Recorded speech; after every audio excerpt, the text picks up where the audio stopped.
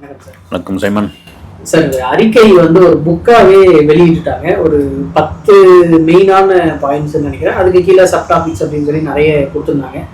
ஓவராலா இந்த அறிக்கை வந்து மற்ற கட்சிகளோட எப்படி சார் இது வேறுபட்டு இருக்கா? நேற்று தாஜ் கவர்மெண்டல் ஹோட்டலில் அந்த விழாவில் வந்து சொல்லியிருந்தார். 2 கட்சிகளுடைய அறிக்கையை பாருங்க, ரெண்டுமே வந்து ஒன்றும் ஒற்றுமையாக தான் இருக்கும், பெரிய மாறுபாடுலாம் இல்லை. அவங்க வந்து 10,000 கொடுக்குறேன்னா இவங்க 8,000 கொடுக்குறாங்க, அவங்க ஃப்ரிட்ஜு கொடுக்குறேன்னா இவங்க வாஷிங் மிஷின் கொடுக்குறேன்றாங்க. அவங்க வந்து பெண்கள் இலவசமாக பயணத்துக்கு போகலாம் அப்படின்னா மாநகர பேருந்தில் இது பண்ணலாம், நீங்கள் ஆண்களும் போகலாம் அப்படின்ட்டு சொல்லியிருந்தோம். எங்கள் இது வந்து அதுலேருந்து மாறுபட்டதாக இருக்கும்னு ஒரு திருக்குறளை அடிப்படையாக வச்சு, ஒரு குறளை அடிப்படையாக வச்சு இந்த அறிக்கையை நாங்கள் வந்து உருவாக்கிறோம். குறிப்பாக வந்து அறம், பொருள், இன்பம், இது 3 தான் வந்து ஒரு மனிதன் வாழ்க்கைக்கு ரொம்ப முக்கியமான ஒரு விஷயம் அப்படின்ட்டு. அதில் இன்னொரு முக்கியமான ஒரு விஷயம் என்னென்னா, அந்த தேர்தல் அறிக்கையினுடைய பிரதிகளை வந்து ஒவ்வொருத்தராக வாங்கிக்கணும். ஒரு விவசாயிலேருந்து தொடங்கி ஒரு ஆட்டோ ஓட்டுநர், ஒரு திருநங்கை, ஒரு எல்லா மதத்தையும் சேர்ந்தவர்கள், தூய்மை பணியாளர்கள், ரொம்ப பிரமாதமான ஒரு விஷயமா இருந்தது. எனக்கு அந்த வரவேற்பு எப்படி அப்படின்போது இளைஞர்களுடைய மத்தியில் நல்ல வரவேற்பு இருக்குது. நீங்கள் எவ்வளவு காலம் தான் இலவசன்ற ஒரு விஷயத்தை கொடுப்பீங்க? நீங்கள் அதை கூட விமர்சனம் பண்ணியிருக்காங்க. இத்தனை ஒருத்தர் போட்டு இருக்காப்ல, இவர் விஜய் சொன்ன இந்த இவ்வளோ இதுலையும் போட்டு பார்த்தா வந்து ஆண்டுக்கு வந்து ஒரு சும்மா ஒரு உதாரணத்துக்கு 40 லட்சம் கோடி தேவைப்படுது. ஏற்கனவே 10 லட்சம் கோடி இல்லை தமிழ்நாடு கடனில் இருக்கும் பொழுது இவர் வந்து கடன் அடைப்பாரா, இந்த சொன்னதெல்லாம் வந்து நிறைவேற்றுவாரா, இதற்கான செலவுலாம் எங்கே இருக்குது, கஜானா எங்கேருந்து காலி ஆகிடும், கஜானாவுக்கு எங்கேருந்து வேலை இருக்குது, அது மாதிரியான கேள்வியெல்லாம் கேட்டிருந்தாங்க. ஆனால் விமர்சனங்கள் இருந்தால் கூட ஒரு வாய்ப்பு கொடுங்களேன், நான் வந்து செய்யாமலா போயிட போகிறோம், நான் என்ன ஒரு பைசா திருட போகிறேன்னா, இதே தான் திரும்ப அவர் சொல்லிட்டு இருக்காரு, வாய்ப்பு கொடுங்களேன் அப்படின்னு. சரி, 5 வருஷத்துல இவங்களால அதை செய்ய முடியுமா? ஒரு புது கட்சி இவங்களால அதை வந்து இம்ப்ளிமெண்ட் பண்ண முடியுமா? ஆமா, அது ஒரு பக்கம் விமர்சனமா இருக்குது. வந்து நீங்க இப்போ ஒரு திமுக, அதிமுக எடுத்துக்கினா கூட ஒரு 75-50 வருஷம் அப்படின்போது இவங்க இப்பதானே வந்திருக்கிறாங்க, 3 வருஷம் தான் ஆகுது கட்சி ஆரம்பிச்சு அப்படின்போது அவங்க கையில ஒரு ஆட்சியை தூக்கி நீங்க கையில கொடுக்குறீங்க அப்படின்னா, இந்த 5 வருடம் அவங்களால 5 வருடத்தை வந்து இந்த அரசை புரிஞ்சுக்கிறதுக்கு, இந்த ஆட்சி அமைப்பு தெரிஞ்சுக்கிறதுக்கு உங்களுக்கு 5 வருஷம் ஆகுமே அப்படின்ற ஒரு கேள்வி முன் வச்சிருக்காங்க. இதெல்லாம் மீறி இது இளைஞர்களுக்கான ஒரு தேர்தல் வாக்குறுதியாக வந்து நிறைய பேர் வந்து அதை கொண்டாடிக்கிட்டு இருக்காங்க. குறிப்பாக வந்து கல்வி சம்மந்தப்பட்ட விஷயங்கள் வந்து வேலை இல்லாத ஒரு பிரச்சனை வந்து கல்விக்கு வந்து நாங்கள் கடன் தரோம், இப்போ இவங்கன்னா நாங்கள் என்ன கடன் தராமலா இருக்கிறோம் அப்படின்போது அந்த கடனை எவ்வளோ ஈஸியாக நீங்கள் வாங்கலாம் வந்து. அப்புறம் வந்து 1லேருந்து 12ஆம் வகுப்பு வரைக்கும் பெண்கள் வந்து இந்த இடையில நின்று போகிறது வந்து ட்ராப் அவுட் ஆகுறது, அதுக்கு தொடர்ச்சியாக அவங்க படிக்கிறதுக்கு வருஷத்துக்கு 15,000 ரூபாய் நாங்கள் வந்து அந்த குடும்பத்துக்கு கொடுக்குறோம். குறிப்பாக அந்த நம்ம ஏற்கனவே இது விஜய் வந்து 2-3 இடத்துல சொன்னது தான், அதை வந்து மொத்தமாக அது 10 விஷயமா சொன்னது இல்லை. பெரிய ஹைலைட்டான ஒரு விஷயமா மாறி இருக்குது என்னன்னா, இளைஞர்களுடைய மத்தியில் இந்த நம்ம கூட பேசியிருக்கோம், செயற்கை நுண்ணறிவு வச்சு ஒரு அரசாங்கத்தை நடத்த முடியும் அப்படின்னு. அது லஞ்ச லாவண்யம் இருக்கவே இருக்காது நாங்கள் வந்து அப்படின்னு. நீங்கள் யார் வந்தாலும் சரி, விமர்சனத்துக்குள்ள ஆகிற ஒரு விஷயம் என்னன்னா, யார் வந்தாலும் சரி, அது எந்த கட்சி வந்தாலும் இந்த லஞ்ச லாவண்யத்தை ஒழிக்கவே முடியாதாப்பா அப்படின்னு. இந்த இந்தியன் மாதிரியான படங்கள் வெற்றிக்கு அதுவும் ஒரு காரணம். இந்தியன் படத்துக்கு வந்து ஒரு காட்சிக்கெல்லாம் வந்து பல காட்சிகள்லாம் அரங்கத்தில் வந்து கைத்தட்ட ஆரம்பிச்சாங்க. சங்கர் வந்து அந்த மனநிலையை கரெக்டாக புரிஞ்சு அந்த படத்தை பிரமாதமாக எடுத்திருப்பாரு. இது முடியாதா, சினிமாவில் மட்டும்தான் இது சாத்தியமா அப்படின்பொழுது எங்ககிட்ட கொடுங்களேன், நீங்கள் ஒரு வாய்ப்பு கொடுங்களேன், உங்ககிட்ட ஒரு மகனா, ஒரு அண்ணனா, ஒரு தம்பியா கேட்குறேன் நான் அப்படின்ற அளவுக்கு அவர் வந்து கொடுத்திருந்தார். வரவேற்பு இருக்குது. சார், இந்த ஏஐ ரிலேட்டடா ஒரு தனி யூனிவர்சிட்டியை ஆரம்பிப்போம், இல்லை தனி ஊரே அதுக்காக உருவாக்குவோம் அப்படின்னு சொன்ன விஷயம் வந்து இளைஞர்கள் மத்தியில் வந்து நிறைய வரவேற்பு இருக்கு. பட் இப்போதான் நம்ம இந்தியாவுக்குள்ள ஏஐன்ற ஒரு விஷயம் வந்து ஸ்டார்ட் ஆகுது. மற்ற கண்ட்ரீஸ்ல கொஞ்சம் டெவலப்டா இருந்தாலும் துபாய் மாதிரி இருக்க ஊர்ல எல்லாமே ஃபியூச்சரிஸ்டிக்கா ஒரு தனியா ஒரு இடமே அப்படின்னு வச்சிருக்காங்க.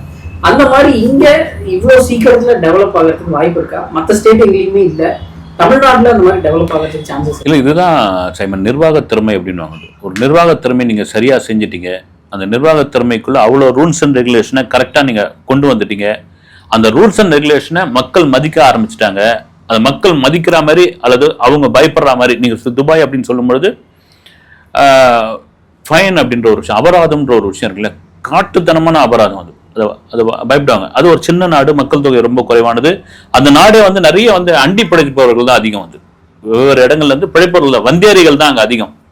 இப்போ நீங்கள் சொல்ற மாதிரி ஒரு மாநிலத்தை மட்டும் நீங்கள் எடுத்துக்கிட்டு இதை பண்ண முடியுமா அப்படின்னா அது சில காலம் எடுக்கும்.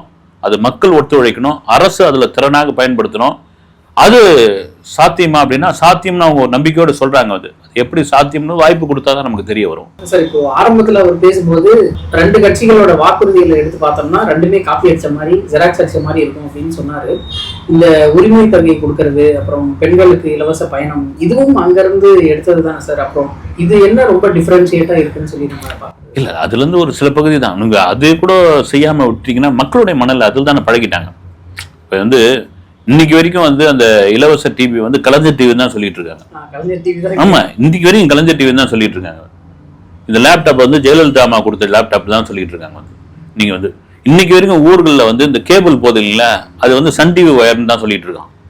அப்படி பழக்கப்பட்டவர்கள் வந்து திடீர்னு வந்து ஒண்ணுமே கொடுக்க மாட்டேன் நானு, உனக்கு ஒண்ணுமே கிடையாது அப்படின்னா அவர் சொல்றாரு வந்து இலவசமே கிடையாது. இவராவது ஏஐல போறாரு, அவரு உன்னை ஆடு மாடு மேய்க்க பண்றாரு அவரு. அது பாருங்க வந்து ஒண்ணு இவர் உச்சத்துல எடுத்து மேல வைக்கிறாரு, அவர் தரம் கீழே எடுத்து வந்து கீழே விட்டு போறாரு. ஆடு மாடு மேய்க்க வைப்ப அரசாங்கத்துக்கு கொண்டு வந்துருவா அப்படின்றாரு. வந்து இதெல்லாம் கொடுத்துதான் நீங்க வந்து ஒரேடியா நான் இதெல்லாம் கொடுக்க மாட்டேன்னு சொன்னா மக்களுடைய மனநிலை எதுவுமே செய்ய மாட்டேன்றாங்க அப்படின்ற மாதிரி ஒரு இது வந்துருவது.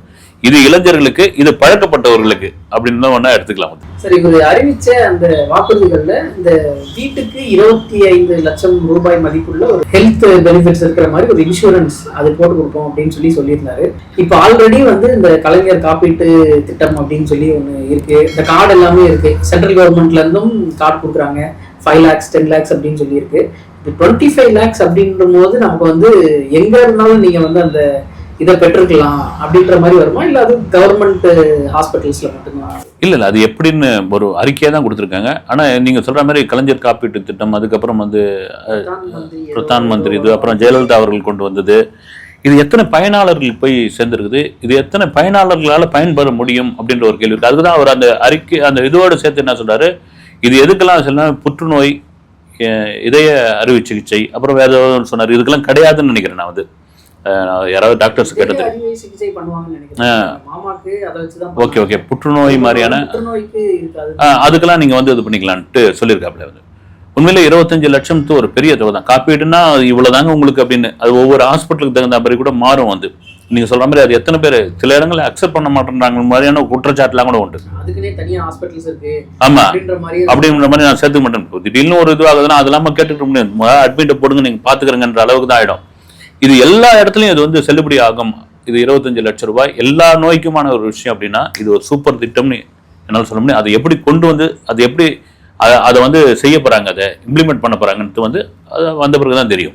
சார், நேற்று பேசும்போது இந்த வீடுகள் அனைத்திலும் கோலம் போடுங்க, டிவிகே கட்சி கோலம் போடுங்க அப்படின்றது வந்து என்ன மாதிரி சார் நம்ம எடுத்துக்கலாம்? இது வந்து ஒரு எப்படி இவங்க வந்து புது விதமான ஒரு சர்வே எடுக்கிறாங்களா, இல்ல இது வந்து இந்த கொரோனா டைம்ல மோடி அவர்கள் வந்து ஒரு விஷயத்த சொன்னார்ல, வீட்டுல எல்லாம் லைட் ஆஃப் பண்ணி ஆன் பண்ணுங்க அப்படின்னு, அந்த மாதிரி ஒரு மேட்டரா இருக்கு. லைட் ஆஃப் பண்ணி ஆன் பண்ணி சொன்னாரா, அந்த மாதிரி ஏதாவது ஒரு அவர் சொன்னது வந்து விமர்சனத்துக்காக. அது இந்த மன அழுத்தத்துல இருந்து ஏதாவது ஒண்ணு வெளியாகணும். நீங்க எல்லாரும் வீட்டுக்குள்ளேயே கிடக்குறாங்க இல்லைங்களா, சும்மா அப்படி வெளியே வந்தது அது விமர்சனமா கூட ஆச்சு. அதுக்காக கொரோனா ஓடி போகணும்னு அவர் சொல்லல. வந்து விஜய் சொன்னது நீங்க சொல்ற மாதிரி வந்து ஒரு நவீன சர்வேன்னு கூட சொல்லலாம். இல்ல பொதுவா வந்து இளைஞர்கள் மத்தியில நமக்கான வரவேற்பு கண்கூடவே தெரியுது. பெண்களும் வந்து பெருமளவுல ரைட் ஓகே. நீங்க கருத்து கணிப்புல கூட பெண்கள் நிறைய பேர், ஆண்கள் வந்து கருத்து கணிப்புல உடற கருத்து கணிப்பு முக்கியமா அப்படியே இதுவாகன்னு, நீங்க எதுவும் ஓட்டு போட போறீங்க அப்படின்னு அவன் ஓப்பனா அடிச்சிடறான். நான் ஏன் உங்ககிட்ட சொல்லணுமான்னா அப்படின்னு கேட்கறாங்க. வந்து நான் என்ன சொல்லணுமான்னா நான் போடுற நேரத்துல போட்டுப்பேன். இது ஒரு பெரிய சஸ்பென்ஸ். இது இங்க அதுதான் அது யாருக்கும் நம்ம ஒண்ணுமே சொல்ல முடியாது. நான் பெரும்பான்மையா அதை பார்க்கும்பொழுது போல்டா அதை வந்து அடிக்கிறாங்க. அவங்களுக்கு பயத்தினால கிடையாது. வந்து நான் ஏன் உங்ககிட்ட சொன்னோம்னா என் ஓட்டு என் உரிமை, அங்க நான் ரகசியமா தானே போடுறேன், இங்க வந்து நான் வந்து உங்க கேமரா பண்ணி பொது வெளில சொன்னோமான்னா அப்படின்னு இதை எப்படி தெரிஞ்சுக்கிறதுக்காக கோலம் போடுங்கன்னு சொல்லியிருக்காரா. அதை தாண்டி வந்து இது வந்து நேற்றுலாம் கூட சோசியல் மீடியால ஒரு கேலி பொருளா கூட இது பண்ணிது. என்ன கோலம் போடலாம் சொல்லிட்டு சில்லியா இருக்குது அப்படின்னு. அதுக்கு உங்களுக்கு ஒரு சம்பவம் சொல்லணும்னா, விஜய் ஒரு உச்ச நட்சத்திரம் இன்னைக்கு அரசியல் களத்துக்குள்ள வந்துட்டாரு. அவருக்கான ஆதரவுலாம் இருக்குது. 5 நாள்ல தேர்தல், 6 நாள்ல தேர்தல் நடக்க போகுது. இந்த காவிரி பிரச்சனை வந்தப்போ திடீர்னு சிம்பு என்ன பண்ணாப்புல, ரொம்ப நாள் சிம்பு வெளியே வராமலே இருந்தார். 2021 22 நினைக்கிறேன். வந்து கிளம்பி எல்லா ப்ரெஸ்ஸையும் திடீர்னு ஒரு ப்ரெஸ் மீட்டு, அதில் பார்த்தீங்கன்னா இந்த சத்தம் போடுற ஒரு இது கூட வைரல் ஆச்சு வந்து. அந்த சமயத்தில் வீட்டில் கூப்பிட்டுருந்தார், டி நகரில் இருக்கிற வீட்டில் எல்லாத்தையும் பேசி முடிச்சோடனே இந்த காவிரி பிரச்சனை, நான் வந்து ஒரு வேண்டுகோள் வைக்கிறேன் தாய்மார்களுக்கும் என் மேலே அன்பு உள்ளவர்களுக்கும், அந்த வேண்டுகோளுக்கு காவிரி பிரச்சனைக்கு நீங்கள் ஒரு சுமூகமான முடிவோ ஏதோ சொல்லணும் அப்படின்னு நினச்சிங்கன்னா உங்கள் வீட்டு வாசலில் ஒரு டம்ளர் தண்ணியோ ஒரு சொம்பு தண்ணியோ நீங்கள் வைங்க நீங்கள் அப்படின்னு. நாங்கள் மீடியாவில் இருந்தாங்க, அப்போ சோசியல் மீடியாவில் வந்தவங்களாம் வந்து இப்போ சிம்பு சொல்லிட்டா எல்லாரும் வச்சு தண்ணி எடுத்தாந்து வச்சுருவாங்களா, இது என்னங்க வந்து சில்லித்தனமாக இருக்குது, இவரை கற்பனை பண்ணிக்கிறாருன்னு நினச்சி ஒரு இதெல்லாம் வந்து விமர்சனம் வந்தது. பார்த்தா நிறைய வீடியோ வந்து அது மாதிரி எடுத்து வச்சுருக்காங்க, வந்து எடுத்து வச்சு வைரல் ஆச்சு வந்து. இப்போ அதே போல் தான் நிறைய பேர் கோலம் போட்டிருக்காங்க. இது என்னன்னா எப்படி நீங்கள் வரவேற்கிறீங்க இதை, எங்களுக்கான ஆதரவு எப்படி பெண்கள் மத்தியில் அப்படின்னு வந்து ஒரு டெஸ்ட் மாதிரி வச்சிருக்காப்புல விஜய். இது ஒரு விதம் தான் அது சார். தொடர்ந்து 2-3 நாட்களாகவே டிவிக்கு ரிலேட்டடா பிரச்சாரம் நடந்தது, ரோட் ஷோ நடந்தது, நேற்று வாக்குறுதிகள் அறிக்கையை வெளியிட்டிருந்தாங்க. இன்னைக்கும் நாளைக்கும் வந்து எதுவுமே அவங்க இது ஷெடியூல்ல போடல. 19ஆம் தேதி தான் கடலூர் சொல்லி போட்டிருக்காங்க. இன்னும் நீங்க சொன்ன மாதிரி 4 நாள் தான் இருக்கு, பரப்புரைக்கு 4 நாள் தான் இருக்கு. அதுலயும் 2 நாள் லீவ் அப்படிங்கும் போது கொஞ்சம் எல்லா இடத்துலயுமே எல்லாருமே பம்பரமா சுத்திக்கிட்டு இருக்காங்க. இன்னைக்கு நியூஸ் பேப்பர்ல வந்து ஒரு தலைவர்களுக்கு பக்கத்துலயும் 5-6 இடங்களை வந்து விஜய் அவர்களுக்கு நேரா பரப்புரை இல்லை அப்படின்னு சொல்லி போட்டிருக்காங்க.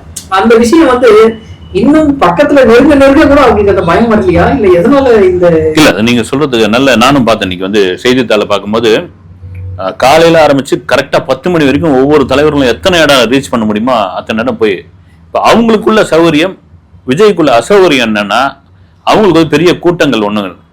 விஜய்க்கு தான் கண்ணு மண்ணு தெரியாத ஒரு கூட்டம் வருது. அவர் 5 பாயிண்ட் சொல்லி கிளம்பும் போது 2 பாயிண்ட்லயே அந்த கூட்டம் வந்து இதுவாகி நேரம் முடிஞ்சு போச்சுங்க கிளம்புங்கன்றாங்க வந்து. அப்புறமா அந்த சென்னையில நடந்தது கூட வந்து 6 மணிக்கெல்லாம் முடிச்சுட்டாரு அப்படின்னு. அந்த கரூர் சம்பவம் இன்னும் அவருக்குள்ள இருக்க பொழுது வந்து அது 6 மணிக்கே முடிச்சுட்டு இருட்டம் பிறகு ஏன்னா அந்த நிகழ்ச்சி திரும்ப சொல்றது வந்து ஒரு இருட்டு, இவ்வளவு கூட்டம் வந்தது, உங்களை பார்க்க வந்த கூட்டம் தான் அது, இவ்வளவு நேரம் வெயிட் பண்ண வச்சிருந்தீங்க, நீங்க நேரத்துக்கு வந்திருந்தா அது 7 மணியோட 6 மணியோட முடிஞ்சு போயிருக்கோம், இவ்வளவு காலதாமதமா வந்ததுனால அவங்கவுங்க இருட்டுல போய் விழுந்துட்டாங்க. இந்த மாதிரியான விமர்சனங்கள் வந்தது. இது ஏன் பிரச்சனை, எலெக்ஷன் நெருங்கியாச்சு அப்படின்னு ஒரு என்ன சொல்றது, அது ஒரு பயனும் கிடையாது வந்து ஒரு ஓகே ஒரு சேஃப்டியான ஒரு விஷயமா அவர் பாக்குறாருன்னு தெரியல. ஆனா நீங்க சொன்ன மாதிரி இந்த காலத்துக்குள்ள இவ்வளோ கூட்டம் வரதான் செய்யும், உங்களுக்கு பாதுகாப்பு முன்ன விட அதிகமாக கொடுத்துருக்காங்க, நல்லா நீட்டா உங்களுக்கான ஆர்கனைஸ் பண்றாங்க, நல்லா இருக்குது. இதுல நீங்க சுணக்கம் காட்டக்கூடாது. இப்ப நம்ம பேசுறது பக்கத்துலயே பாத்தீங்கன்னா டி நகர் தொகுதி, இவர் புஷி ஆனந்த் வண்டி போதுங்க சுத்தி வந்து கிடக்குது, ரங்கராஜபுரத்துக்கும் அதுக்கும் இதுக்கும் ரவுண்ட் அடிச்சுட்டு இருக்குது. ஏன்னா அதுதான் அவர் வண்டியும் கிடையாது, நிறைய இதுதான். ஆனா நீங்க சொல்ற மாதிரி பரப்புரையில இவர் பேர் இதுவா இருக்கிறதுனால கண்டிப்பாக விஜய் ஏன் அதை வந்து தவிர்க்கிறார், ஏன் அதை பிரச்சாரத்துக்கு கிளம்பாம போகிறாருன்னு தெரியல. வந்து பர்மிஷன் அவங்க ஈஸியா கொடுத்துறாங்க. நீங்க வரும் 19ஆம் தேதி தருமபுரியில பர்மிஷன் கேட்டதா இருந்தது, அப்புறம் பார்த்தா கடலூர்ன்றாங்க. கடலூர்ல இந்த முறை ஹெலிகாப்டர்ல போறாங்க. ஹெலிகாப்டர்ல போற மாதிரி ஹெலிகாப்டர் போறதுக்கு கூட காரணம் என்னன்னா, அந்த அன்னைக்கு பாண்டிச்சேரியில ஆன் ரோடு, அது பாண்டிச்சேரியில போயிட்டு விமானத்துல இறங்கிட்டு அங்கிருந்து போற மாதிரி இருந்தது. அங்க எலெக்ஷன் நடந்ததுனால திரும்ப ஒரு கூட்டம் சேர்ந்தோன்னா அது பெரிய பிரச்சனையா மாறுன்னு இப்போ ஹெலிகாப்டர்ல பிரச்சாரத்தை தொடங்கியிருக்காரு. சார் முந்தா நேற்று வந்து அந்த 10 o'clock வரைக்கும் பெர்மிஷன் கொடுத்துருந்தாங்க. பட் 6 o'clock அதை வந்து அவர் பாதியிலே நிறுத்திட்டு போயிட்டாரு. கூட்டம் ஒரு காரணம்னு சொன்னாங்க. ஆனா கொஞ்சம் கான்ட்ரவர்சி கிளப்புற மாதிரி ஒரு சிலர் பேசிட்டு இருந்தாங்க. என்னன்னா, மோடி அவர்களுடைய ரோட் ஷோ வந்து 6 மணிக்கு மேல ஆரம்பிச்சு போயிட்டு இருந்தாங்க. இவர் 6 மணிக்கு இவர் வந்து போயிருந்தா எல்லா அட்டென்ஷனும் இவருக்கு தான் வரும் அப்படின்றதால அதை கேன்சல் பண்ணிட்டு போயிட்டாங்க அப்படின்ற மாதிரியும் ஒரு இது ஓடிட்டு இருந்துச்சு. அது கன்னியாகுமரியில பண்றாரு, இவர் வந்து கோட்டையில தலைநகர்ல பண்ணிட்டு இருக்காரு. அதுக்கு சம்பந்தமே கிடையாது. வந்து எல்லாருமே லைவ் தானே சார் பாக்குறாங்க, ரைட்டு. அதுக்காக வந்து அதனால வந்து இதை நிறுத்துங்க, கட்டாயப்படுத்துங்க அப்படின்ற மாதிரி சும்மா அடிச்சு இது பண்ணு. எனக்கு தான் கேள்விப்பட்டது தாவேகா தரப்புல இருந்து சொன்னது என்னன்னா, அவர் ரொம்ப இருட்டாகி போச்சு, எல்லாமே சென்னையில பாத்தீங்கன்னா குறுகலான சந்துகள், அதுவும் நீங்க எக்மோர் மாதிரி அது சிந்தாதிரிப்பேட்டை மாதிரி இன்னும் சேப்பாக்க திருவள்ளிக்கணி மாதிரி பண்ணலாம், எல்லாம் சின்ன, நீங்க சாதாரண நாள்லயே போய் வர முடியாது. இதுல போய் கூட்டம் அடிச்சு பிடிச்சி ஏதாவது ஒரு இது ஆயிடுச்சுன்னா இருட்டுல ஒண்ணும் தெரியாதனால அப்புறம் இருட்டு மேல பழி போட்டு போறாங்கன்ட்டு நீங்க வண்டியை கிளப்புங்கன்னு சொல்லி விஜய் சொன்னதாக ஒரு தகவல் இருக்குது. சார் ஜனநாயகன் வந்து யாரு லீக் பண்ணா அப்படின்ற அளவுக்கு சைபர் கிரைம் வந்து பிடிச்சிட்டாங்க. இது என்ன சார் ஆக்சுவலா நடந்தது? ஏன்னா ஒருத்தரும் ஒரு விஷயம் சொல்றாங்க, யார் சொல்றதை நம்புறதுன்னு தெரியல. நீங்க சொல்லுங்க சார் என்ன நடந்தது? நான் சொல்றது இல்ல, ஆக்சுவலா என்னன்னா, ஜனநாயகனுக்கு வந்து யார் மேலேயும் படியெல்லாம் போட்டாங்க. வந்து ஆதவர்ஜுனா வந்து உதயநிதியும் எல்முருகனும் தான் காரணம். அப்புறம் ஒரு கட்டத்தில் எல்லாரும் ஒட்டுமொத்தமாக சேர்ந்து விஜய் தான் காரணம், விஜய் தான் அதை வந்து லீக் பண்ணி விட்டாரு அப்படின்னு இப்படியா தொடர்ச்சியாக ஒவ்வொரு விஷயங்கள் சொன்னால் அப்புறம் அந்த எடிட்டர் மேலே, ஏன்னா அது போனதே வந்து அந்த கண்டென்ட்டே எடிட்டிங் வெர்ஷன் தான் அப்படின்னு வந்து அந்த எடிட்டர் மேலே பேச ஆரம்பிச்சாங்க. அதுக்கு கூட பெப்சி யூனியன் அப்புறம் எடிட்டர் சங்கம்லாம் சேர்ந்து ஒரு விளக்கம்லாம் கொடுத்துருந்தாங்க.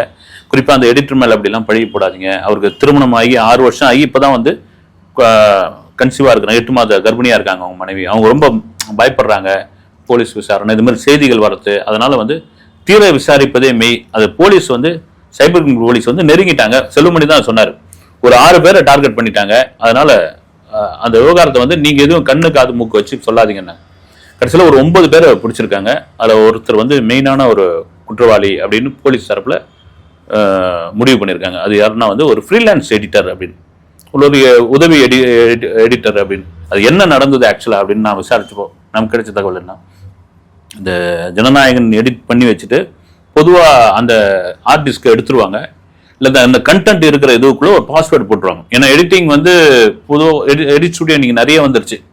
இவங்க பண்ணதில் வந்து அதை மிஸ் பண்ணியிருக்கிறாரு அந்த எடிட்டர், ஏதோ பாஸ்வேர்டு தப்பாக போட்டிருக்காரு, இல்லை அது பாஸ்வேர்டு போடாமல் இருந்திருக்குது. இதில் வந்து மற்ற படத்துக்கு எடிட்டிங் பண்ண அப்போ வந்த நபர் ஒருத்தர் என்ன பண்ணியிருக்காரு, அதை பொறிச்சு ஆராய்ச்சி பண்ணும்போது அதில் இந்த படம் இருந்திருக்குது.